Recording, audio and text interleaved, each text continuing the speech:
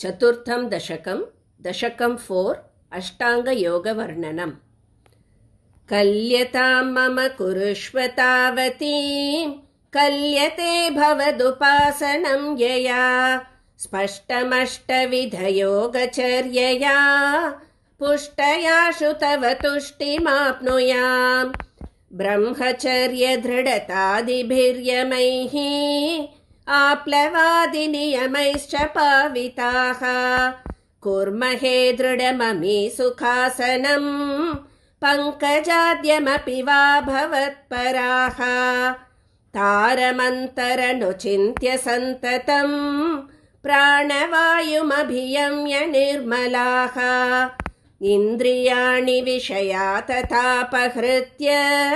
आस्महे भवतुपासनोन्मुखाः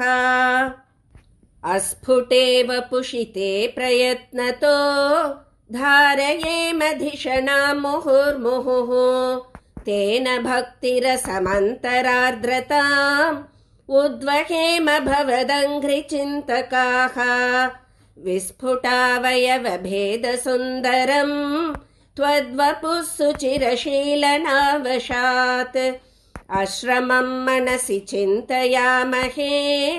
ध्यानयोगनिरतास्त्वदाश्रयाः ध्यायतां सकलमूर्तिमीदृशीम् उन्मिषन्मधुरताहृतात्मनां सान्द्रमोदरसरूपमान्तरं ब्रह्मरूपमयि तेव भासते तत्समास्वदनरूपिणीं स्थितिं त्वत्समाधिमयि विश्वनायक आश्रिताः पुनरतः परिच्युतौ आरभेमहि च धारणादिकम् इत्थमभ्यसननिर्भरोल्लसत् त्वत्परात्मसुखकल्पितोत्सवाः मुक्तभक्तकुलमौलिताङ्गताः सञ्चरेम शुकनारदादिवत् त्वत्समाधिविजये तु यः पुनः मंक्षुमोक्षरसिकः क्रमेण वा योगवश्यमनिलं षडाश्रयैः उन्नयत्यजसुषुम्नयाशनैः लिङ्गदेहमपि सन्त्यजन्नथो लीयते त्वयि परे निराग्रहः ऊर्ध्वलोककुतुकीतुमूर्धतः सार्धमेव करणैर्निरीयते अग्निवासरवलर्क्षपक्षगैः उत्तरायणजुषात् दैवतैः प्रापितोरविपदं भवत्परः मोदवान् ध्रुवपदान्तमीयते आस्थितोऽथ महरालये यदा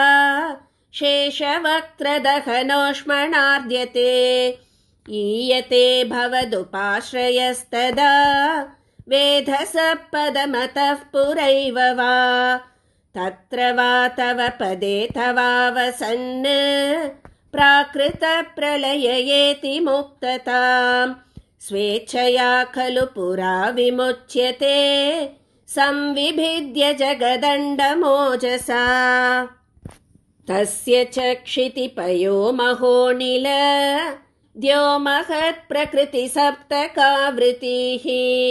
तत्तदात्मकतया विशन् सुखी याति ते पदमनावृतं विभो अर्चिरादिगतिमीदृशीं व्रजन्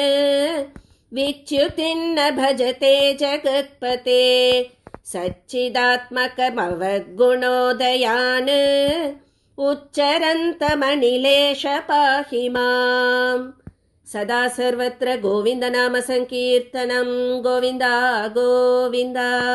श्री गुरुवायूरप्पा चरणं श्री हरये नमः।